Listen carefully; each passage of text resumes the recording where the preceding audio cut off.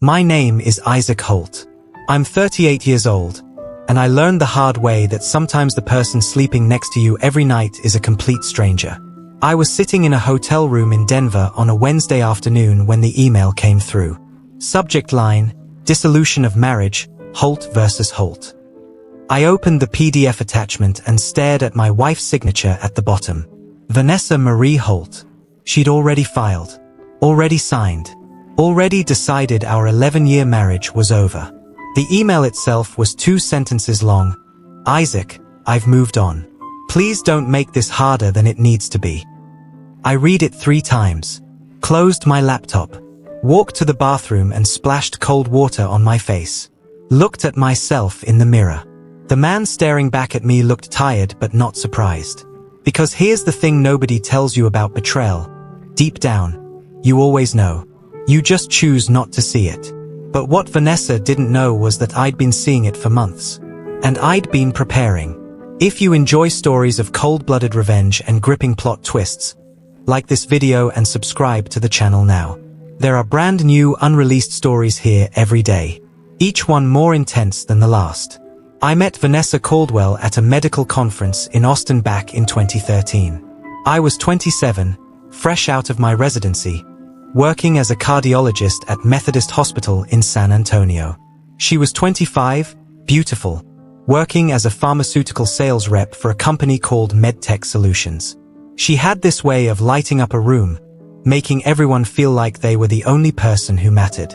We got married in May 2014 at a small ceremony in Fredericksburg, Texas. Her parents paid for most of it. They had money from her father's commercial real estate business. My parents had passed away in a car accident when I was in college, so it was just me, my older sister Lauren, and a handful of friends from medical school. The first few years were good. Really good. We bought a house in Alamo Heights in 2015. A 4-bedroom Spanish-style home with a pool and a view of the hill country. The mortgage was $485,000, and we split it down the middle even though I was making significantly more as a doctor. Vanessa insisted on paying her share. Said it made her feel independent. I should have paid more attention to that word. Independent. By 2018, Vanessa had worked her way up to a regional manager position at MedTech, traveling twice a month to Houston and Dallas for meetings. Her salary had jumped to $78,000 a year, and she was good at her job. Really good. She started dressing differently, more expensive clothes, designer handbags, shoes that cost more than our monthly utility bill. I have to look the part, she'd say when I mentioned it. Image matters in pharmaceutical sales. I didn't argue. I was working 60-hour weeks at the hospital, performing surgeries, seeing patients, building my reputation. We were both busy, both successful, both too focused on our careers to notice that somewhere along the way, we'd stopped being a team. The first real sign came in January 2024. I came home early from the hospital one Thursday because a surgery had been cancelled. It was 2:30 in the afternoon. Vanessa's car was in the driveway, which was unusual because she was supposed to be in Houston until Friday. I walked in through the garage door and heard voices upstairs. Male and female. Laughing. I stood at the bottom of the stairs and listened. The male voice was deep, unfamiliar. They were in our bedroom. I could hear music playing. Something about the whole scene felt wrong, but I didn't charge up there like some jealous husband in a movie. That's not who I am. Instead, I walked back to my car, drove to the Starbucks down the street, and sat there for 45 minutes thinking. When I came back, Vanessa's car was still there, but a silver Lexus SUV I didn't recognize was parked on the street. I went inside. Vanessa was in the kitchen, showered and dressed, making coffee like nothing had happened. "You're home early," she said, not quite meeting my eyes. "Surgery got cancelled," I replied. "Whose Lexus is that outside?" "Oh, that's Keith. He's a colleague from work. We're preparing for a presentation next week in Dallas." "Keith," I repeated. "Where is he now?" "He left through the back. Had to take a call." I nodded. Didn't push it. Just filed the information away. That night, I did something I'd never done before. I checked Vanessa's phone while she was in the shower. I know that sounds like a violation of privacy, and maybe it was. But my gut was screaming at me that something wasn't right. Her messages with someone named Kay told me everything I needed to know. Tuesday can't come fast enough. I hate pretending when he's around. Same. But we have to be careful. Just a few more months and we can stop hiding. I know. I love you. Love you too. The messages went back 4 months. September 2023. Pictures I won't describe. Plans I couldn't ignore. I took screenshots with my own phone. Logged out of her messages. Put her phone back exactly where she'd left it. When she came out of the bathroom, I was sitting on the bed reading a medical journal like my entire world hadn't just shifted on its axis. You okay? She asked. You look pale. Just tired, I said. Long week. That night changed everything. But not in the way Vanessa would have expected. See, I'm a cardiologist. My entire career is built on being methodical, careful, and thorough. When a patient comes in with chest pain, I don't just treat the symptom. I run tests. I gather data. I build a complete picture before I make a move. I approached my marriage the same way. Over the next 6 months, I documented everything. I hired a private investigator named Sam Ortega, a former cop who ran a small firm out of an office on Broadway Street. Cost me $3,500 a month, but he was worth every penny. Sam followed Vanessa to her business trips in Houston. Turned out Keith Brennan, that was his full name, lived in a high-rise condo in the Galleria area.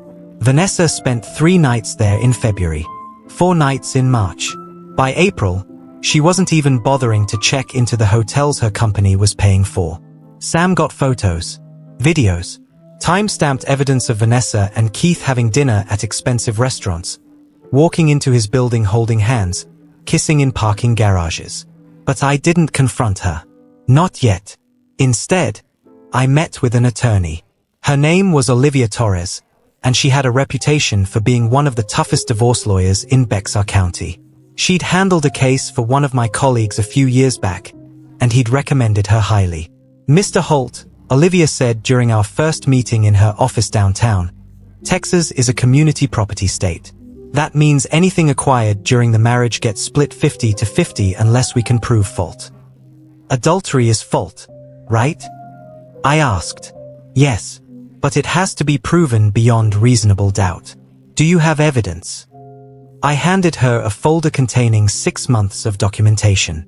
Photos, text messages, credit card statements showing hotel charges and restaurant bills. Sam's investigative reports with dates, times, and locations. Olivia flipped through it all, her expression never changing. When she finished, she looked up at me. This is thorough, she said. Very thorough. With this kind of evidence, we can argue for a disproportionate division of community property. You could walk away with significantly more than 50%. I don't want more, I said. I want what's mine. Then let's talk strategy. Over the next month, Olivia and I built our case. We subpoenaed financial records. We documented every asset, the house, our cars, our savings accounts, investment portfolios, retirement funds. Vanessa had no idea any of this was happening because in Texas, you can file for divorce without notifying your spouse until the papers are served. But I held off on filing. I was waiting for the right moment. In June 2024, Vanessa told me she needed to attend a 2-week training program in Chicago for medtech. New product launch. Required attendance. She'd be leaving on June 15th and coming back on June 29th. I told her that was fine. Even drove her to the airport. What she didn't know was that I'd already called her supervisor at medtech, a woman named Gabrielle Wu. Told her I was planning a surprise anniversary party for Vanessa and needed to confirm her travel schedule. There was no training in Chicago.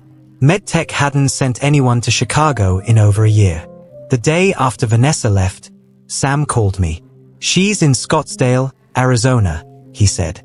Just checked into the Phoenician Resort with Keith Brennan. 5-star place. They booked the presidential suite for 10 nights. $1,850 a night. I thanked Sam and hung up. Then I made a phone call to Medteca's corporate office in New Jersey and asked to speak with their ethics compliance department. I explained who I was.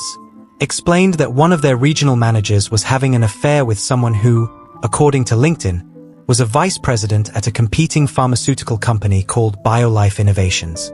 Explained that this relationship might constitute a conflict of interest, especially if proprietary information was being shared. I didn't have proof of corporate espionage. But I didn't need proof. I just needed to plant the seed. The compliance officer thanked me for the information and said they'd look into it. 2 days later, Vanessa called me from Scottsdale.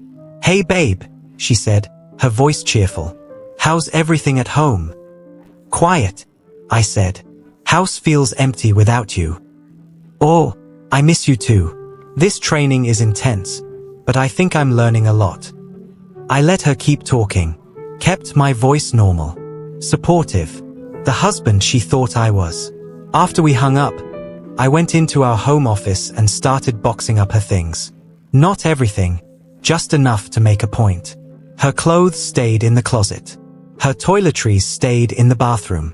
But her personal files, her laptop, her collection of medical conference badges, all of it went into boxes in the garage. Then I changed the locks on the house. On June 20th, while Vanessa was still in Scottsdale, I filed for divorce. Olivia served the papers to Vanessa's sister, who lived in New Braunfels, since that was the address Vanessa had listed as her alternate residence on some of her work documents. I also did something else. Something Vanessa would never see coming. I called Keith Brennan's wife. Yes, Keith was married. Had been for 14 years. Had 2 kids, ages 11 and 9. Lived in Sugar Land, just outside Houston. Sam had found all this information weeks ago, but I'd been holding on to it. Her name was Simone Brennan. She answered on the 3rd ring. "Mrs. Brennan," I said, "you don't know me, but my name is Isaac Holt. I'm a cardiologist in San Antonio. I'm calling because I think there's something you need to know about your husband." The silence on the other end lasted about 5 seconds. "Let me guess," she finally said. "He's having an affair." I paused. "You knew?" "I suspected. For months. But I didn't have proof. Do you?" "Yes.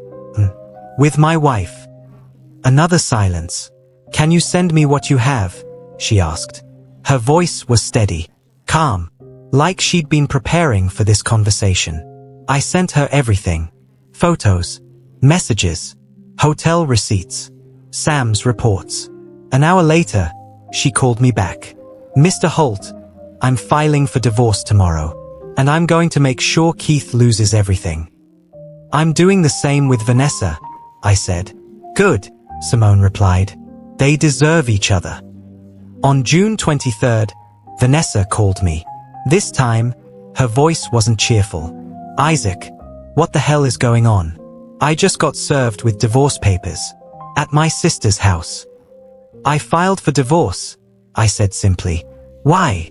What happened? We can talk about this. I can come home early." "You're not in Chicago, Vanessa. You're in Scottsdale with Keith Brennan." Dead silence. "I don't know what you're talking about." "Presidential suite at the Phoenician. Checked in June 16th. You've been there for a week." I could hear her breathing on the other end. Fast. Panicked. "Isaac, let me explain." "There's nothing to explain. I know about Keith. I've known since January. I have photos, messages, credit card statements, witness testimony. I know everything." "You've been spying on me." "I've been protecting myself," I corrected. "There's a difference." "This is insane. You can't just." "I already did. The locks are changed. Your things are in boxes in the garage. You can pick them up anytime, but you're not living in that house anymore." "That's my house too." "Actually, it's not. If you'd read the divorce papers carefully, you'd see that I'm claiming the house as separate property. Turns out my sister Lauren gave me $100,000 toward the down payment as a gift in 2015. I have the bank records to prove it. That makes the house partially mine before marriage, which means I have a stronger claim to it. This wasn't entirely true. Lauren had helped with the down payment, but it was structured as a loan, not a gift. However, Olivia had worked some legal magic with the documentation, and Lauren had agreed to sign an affidavit stating it was always intended as a gift. Vanessa was crying now. "Isaac, please. We can work this out. I made a mistake." 11 months isn't a mistake, Vanessa. It's a choice. I hung up. 3 hours later, my phone rang again. This time it was Keith Brennan. "Dr. Holt," he said, his voice trying to sound authoritative. "I think we need to talk man to man. I don't have anything to say to you. Look, I understand you're upset, but Vanessa and I are in love. We didn't mean for this to happen. Does your wife know you're in love?" I interrupted, because I spoke with Simone a few days ago, sent her all the evidence. Last I heard, she was filing for divorce and going after full custody of your kids. Silence. "You told my wife?" His voice had changed. The authority was gone. "I told her the truth. Just like I'm sure you'll tell your employer the truth when they ask why you were sharing a hotel suite with a competitor's regional manager." "What are you talking about?" "MedTech's compliance department is investigating whether Vanessa shared proprietary information with you, and BioLife's legal team will probably want to ask you some questions too. You know, about ethics violations and potential corporate espionage." "You son of a..." I hung up. Vanessa came back to San Antonio on June 24th. She showed up at the house with Keith, demanding to be let in. I watched them from the Ring doorbell camera I'd installed 2 weeks earlier. They rang the bell for 10 minutes before finally giving up. Vanessa called me 16 times that day. I didn't answer. She sent text messages. Angry ones. Pleading ones. Threatening ones. I saved them all and forwarded them to Olivia. On June 28th, MedTech Solutions terminated Vanessa's employment. Official reason: violation of ethics policy and misuse of company funds. Turned out she'd been charging personal expenses to her corporate card for months. Dinners with Keith. Hotel rooms. Even the Scottsdale trip had been billed to MedTech as a client development opportunity. The company demanded repayment of $47,000 in fraudulent expenses. Keith lost his job at BioLife 2 days later. His wife Simone filed for divorce, and according to Sam's sources, she was going after their house, both cars, and primary custody of their children. The affair that was supposed to set them free had destroyed everything they'd built. But I wasn't done. During the discovery phase of our divorce, Olivia uncovered something interesting. Vanessa had opened a secret savings account at a credit union in Austin back in November 2023. She'd been funneling money into it every month. $2,000 here, $3,500 there. By June 2024, the account had $38,000 in it. Under Texas law, that money was community property since it was earned during our marriage. But Vanessa had hidden it, which showed intent to defraud. Olivia filed a motion to have the entire amount awarded to me as a penalty for financial fraud. The judge agreed. Our first court date was August 15, 2024, at the Bexar County Family Court downtown. Vanessa showed up with a lawyer named Hugh Castellano, a guy who advertised on bus benches and charged $250 an hour. Olivia charged $550 an hour and had a 90% success rate in contested divorces. The hearing lasted 3 hours. Castellano tried to argue that the affair was a brief indiscretion and shouldn't impact property division. Olivia presented 6 months of documented evidence showing premeditation, deception, and financial fraud. The judge wasn't impressed with Castellano's arguments. At the end of the hearing, Judge Franklin Moss made his preliminary rulings. The house would be awarded to me, with Vanessa receiving a $75,000 buyout payment instead of half the equity. Our joint savings account, which had $186,000 in it, would be split 60-40 in my favor due to Vanessa's hidden account. Vanessa would be responsible for repaying MedTech the $47,000 in fraudulent expenses. The hidden Austin account would be awarded entirely to me. Our retirement accounts would be split 50-50, as required by law. Vanessa's car, A 2022 BMW X3 she'd bought during the affair would remain hers, but she'd be responsible for the remaining $31,000 loan on it. Castellano tried to object, but Judge Moss cut him off. "Counselor, your client committed adultery, hid assets, and defrauded her employer using marital resources. She's lucky I'm not awarding Dr. Holt 100% of everything. These rulings stand." Vanessa was sobbing in the courtroom. I felt nothing. After the hearing, Vanessa approached me in the hallway. Castellano tried to stop her, but she pushed past him. "Isaac, please," she said, mascara running down her face. "I lost my job. I lost everything. Can't you have some mercy?" I looked at her. This woman I'd been married to for 11 years. The woman who'd promised to love and cherish me. The woman who'd been planning to leave me while pretending everything was fine. "Vanessa," I said quietly, "I gave you mercy. I could have exposed the affair publicly. Could have told your parents, your friends, your entire social circle exactly what you did. I could have made sure everyone knew. But I didn't. I handled this legally and privately. That was your mercy." "I have nowhere to go," she whispered. "You have Keith," I said. "Isn't that what you wanted?" I walked away. The final divorce decree was signed on October 3, 2024. 11 years of marriage dissolved in a document that took Judge Moss less than 3 minutes to sign. I got the house, the majority of our savings, and the satisfaction of knowing I'd protected myself while staying within the bounds of the law. Vanessa moved into a one-bedroom apartment in Universal City, working as a sales associate at a medical supply store for $42,000 a year. She was still trying to pay back MedTech. Keith and Simone's divorce was finalized in November. He lost the house, both cars, and got supervised visitation with his kids every other weekend. Simone had presented evidence in court that he'd been inappropriate around their children's babysitter, which killed any chance he had at joint custody.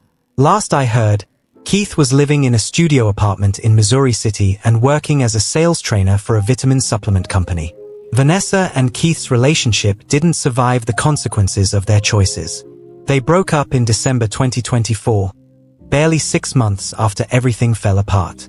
Turns out romance built on deception doesn't hold up well under pressure. 3 months after the divorce was final, I ran into Vanessa at a H-E-B grocery store on Broadway. She was in the produce section, looking tired and older than her 36 years.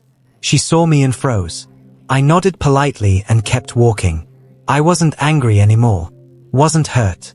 I'd moved past all of that months ago. In January 2025, I started dating again. Nothing serious, just coffee here and there with people I met through friends or at hospital events. I wasn't in a rush. I'd learned that you can't build something real on a foundation of lies, and I wasn't interested in repeating Vanessa's mistakes. My sister Lauren asked me once if I regretted how I'd handled everything. If I wished I'd confronted Vanessa earlier, given her a chance to explain, maybe tried counseling. No, I told her. Because the moment someone chooses to betray you, they've already made their decision. Confronting her earlier wouldn't have changed anything. It would have just given her time to hide assets, prepare her defense, and make my life harder. That's pretty cold, Lauren said. Maybe, I admitted, but it's also smart. And in the end, smart beats emotional every time. In March 2025, I sold the house in Alamo Heights. Too many memories, too much history. I used the money to buy a smaller place in Tell Hills, a 2-bedroom condo with a view of the golf course. Simple, clean, no ghosts. I kept working at Methodist Hospital, building my practice, focusing on my patients. I joined a gym, started running again, reconnected with old friends I'd lost touch with during my marriage. Life moved forward. One Saturday in April, I got a text from an unknown number. Isaac, it's Vanessa. I know you probably don't want to hear from me, but I wanted to say I'm sorry. For everything. You didn't deserve what I did to you. I hope you're happy now. I stared at the message for a long time. Part of me wanted to respond, to say something cutting or cruel, to make her feel the way she'd made me feel. But I didn't. Instead, I deleted the message and blocked the number. Because the best revenge isn't making them suffer. It's building a life so good that they become irrelevant. Today, I'm 38 years old. Single. Successful. Content. I learned that trust, once broken, can never fully be repaired. I learned that love without honesty is just a comfortable lie. And I learned that sometimes the people we think we know best are actually strangers wearing familiar faces. But most importantly, I learned that protecting yourself isn't selfish. It's necessary. Vanessa filed for divorce while I was on a business trip and tried to take everything I'd worked for. She had no idea I'd already built the case that would destroy her plans. Sometimes the quietest moves are the most devastating. And sometimes, justice doesn't need to be loud to be complete. If you enjoyed this story, please like this video and leave a comment telling me what you thought. And if you haven't subscribed to the channel yet, please subscribe and hit the notification bell to get alerts about new stories like this one. Thanks for watching, and I'll see you in the next one.